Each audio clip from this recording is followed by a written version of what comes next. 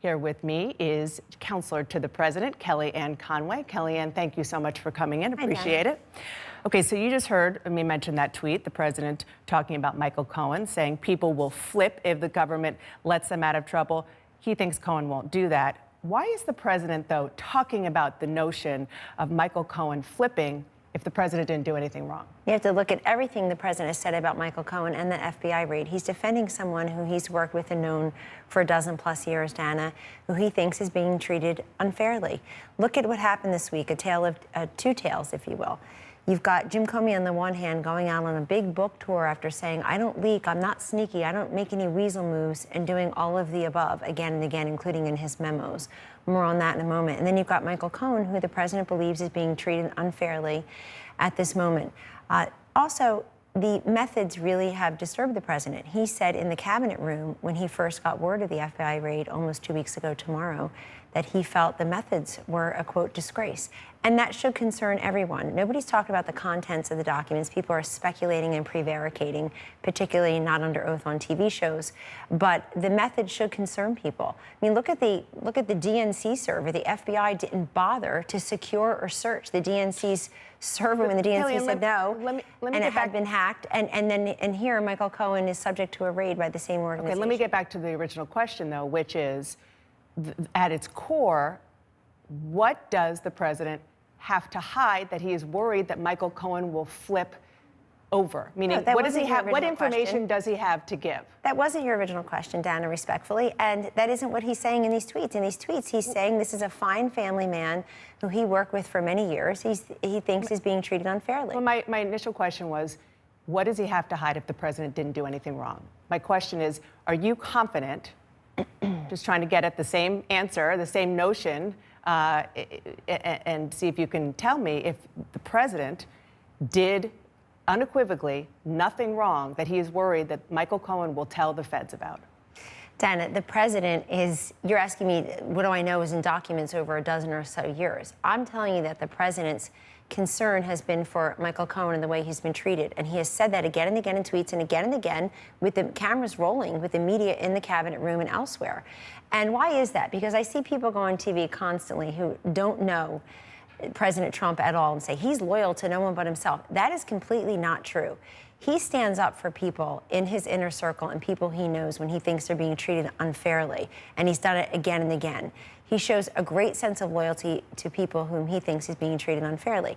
But remember, too, this investigation of almost a year was supposed to be about Russian collusion. Look at all the screaming graphics CNN has invested in. Look at all the airtime and the ink spill on this. But this is separate. And now we're up in, well, yes, now we're up into different But you said there are ladders. people on TV who don't know the president. You are on TV and you know the president quite well. You work for the president and you're here on his behalf and behalf of the White House. Can you tell me that the president is, can you assure the American people that the reason the president isn't tweeting concern about Michael Cohen flipping because he is in potential legal jeopardy given whatever he knows that Michael Cohen has that the feds now have from that search? Dana, the president is talking about Michael Cohen here. The SDNY has jurisdiction over this. The Southern District of New York has jurisdiction over this case now. And the president has made very clear that he thinks this is an overwrought process. Let me go by the way, also to answer your question very pointedly, this president was told 3 times by Jim Comey privately that he wasn't under investigation by the FBI. Comey decided against revealing that publicly and probably should have, in fairness, just the way he should have told President-elect Trump on January 6th in Trump Tower that his political opponents had funded some phony dossier against him. The Washington Post, of all places, reported less than 2 weeks ago that this president has been told he's not a target of the investigation. So I think we're answering your question in many different ways. Yes, you just want to now take it into a different jurisdiction. Well, absolutely. I mean, I didn't take it in a different jurisdiction. That's what a process is for. The president's own Justice Department took it in but all another this diverts attention away from direction everything because this they got president is information that doing. they felt was important enough and that a judge felt was important enough to raid his personal attorney's office. Dana, all of this, of course, diverts attention and focus away from all the great things this president is doing as president. And I hope CNN will start to cover that a little bit more because the American people certainly do like what's going on, including this president making huge strides in short order toward denuclearizing the Korean And we are going to Peninsula. talk about that. It's a huge issue. In great detail later. But you talk about diversions. The president is to blame for some of those diversions with his Twitter feed. And one example, I mentioned this, he talked about news media coverage of Michael Cohen. And in that part of that tweet, he said they use non-existent sources and a drugged up loser who hates Michael, a fine person with a wonderful family. Who's he talking about? I don't know who he's talking about there, but I'm very proud that this president has led the charge like no other president before him to try to bend the curve in the right direction on the roiling crisis next door of opioids and other drug use. He just secured $6 billion in funding in that latest budget. That's an unheard amount of money, historic amount of funding, and we have a whole of government approach in tackling the opioid crisis. President Trump went first. He's inviting everybody to share their stories. We have them up on the whitehouse.gov website, crisisnextdoor.gov. Everybody can share their stories. Really, CNN should go take a look at these stories. We have, and you know we have. You did. He went first, but excuse me. You've done whole interviews on this, and I appreciate that you're talking about the drunk and opioid. drugged up comment. I want to make sure, because I saw people pointed out to me. I certainly didn't see. I enjoyed my Saturday offline, but people who live online were going back and forth about this yesterday. So I do want to say, on behalf of the president, he went first in sharing his story. He talked on October 26th about his brother, Fred. I agree with that. To alcoholism at so 42. Given that, so I'm not why going would to give he? people an inch on that. Why would he tweet out attacking somebody as drunk and drugged up as a negative sort of ad hominem attack, and you won't even say who it is? I don't know who he's referring to there. Is it appropriate? But remember, is it appropriate he's also for the defending president Michael of the Cohen United there States too. to be Remember, doing that? he is also defending Michael Cohen in that tweet as well. He's saying it's somebody who doesn't care for Michael Cohen going and speaking to media sources. Should the president, just one more on this, if the president's going to tweet something like that, shouldn't he own it and explain it? He owns it. He owns everything. If he did, then why wouldn't he say who he's talking about? You could read the article and make your own. I'm sure CNN will talk about it for the next week. I'm sure there'll be graphics and chyrons and everything else, because after all, this president needs his new Secretary of State confirmed so the chief diplomat can go back over to North Korea and elsewhere to sit down and try to denuclearize the Korean Peninsula, which is in everybody's interest. And we're going to make the tax cuts permanent. We want to get this obstruction in the Senate, the president's nominees. He's got over 100 and some nominees just sitting there waiting for a hearing. You've had more cloture votes on this president than all the 4 predecessors combined. It's crazy, but I guess you don't want to talk about it, so I will. Well, we do talk about it. This affects the American people. But these are, I guess, Dana, if you're the in a position. Didn't tweet, what would CNN talk about? I'm incredibly You know what? curious. We would talk a lot more about the issues But that you he's not wouldn't. diverting from. You would not, because when he doesn't tweet, you don't anyway. And we do. But because he's tweeting a lot this weekend, I have to ask you about it, because you're And representing I'm happy him. to answer. You mentioned Comey and that we would talk about him later. So the president repeatedly has called him a liar. Just hours after Comey's memos were released, the president tweeted this: James Comey's memos just out and show clearly that there was no collusion and no obstruction. Also, he leaked classified information. Wow, will the witch hunt continue? So here's my question. If Comey is a liar, how can the memos show that the president is vindicated? How can the president have it both ways? Very easy. First of all, Comey said conflicting things on his own book tour this week. He can't even keep his story straight when he's out there among what he thinks is going to be a hero's welcome with the mainstream media. Unfortunately, many people, including your own Jake Tapper, pushed back on him, really filleted him last week. This is Jim Comey, who in those memos never says the President of the United States obstructed justice, told the President at least 3 times that he wasn't under investigation, and never in those memos, Dana, does then FBI Director Jim Comey say he's told anybody in the Justice Department that he's concerned about the President's credibility or conduct. He doesn't bother to do that. So he's already a proven leaker and liar. And by the way, ask nobody else, no other than Andrew McCabe, his former number 2, whose attorney this week was pushing back on Jim Comey, and they're arguing about Andrew McCabe now has criminal referral just this week because of lying about leaking to the press. Think about that. Lying about leaking to the press, the number 2 at the FBI, now in a battle with the number 1 at the FBI. They presided over an FBI that never bothered to get the DNC server, to search it, to secure it, never bothered to clean up their act at the highest levels. These people, Strzok and Orr and Page, who are against President Trump. We're almost out of time. I just want to ask you one question that a lot of people are asking me, probably you too, and that is, what is up with your husband's tweets? Your husband is a very well-respected lawyer, and he's been sending some tweets that have been critical of the administration. Just an example, in response to a tweet he saw saying President Trump's aides are reluctant to speak for him because he contradicts them later. Your husband wrote, "So true, it's absurd." He writes a lot of things that are also supportive, and he writes a lot of things about corgis and Philadelphia Eagles and sports, too. But the fact is, well, two things I'll say to you.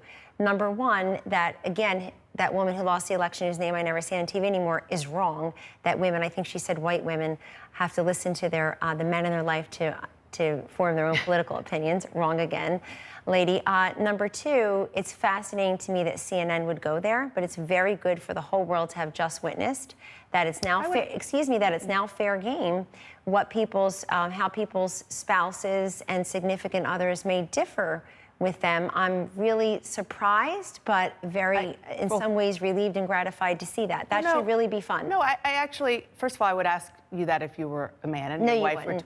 were 1,000% I would. No. And it's not There's about that. It's about questioning, publicly questioning what you are doing for a living with regard to your boss. And it has nothing to do with your gender. No, and it has nothing to do with my spouse. And right, that's what I'm just asking. Oh, no. You just brought him into this. So this ought to be fun moving forward, Dana. Okay. We're now going to talk about other people's spouses and significant others just because they either work in the White House or at CNN. Are we going to do that? Because you just went there. Yes. CNN just went there. Look, differences of opinions. I'm not. By the way, this isn't critical. I'm just asking about. Of course it was. It was meant to harass and embarrass. But let me just tell you something. Absolutely not. Let me just tell you something. By definition, spouses have a difference of opinion when adultery is happening. More.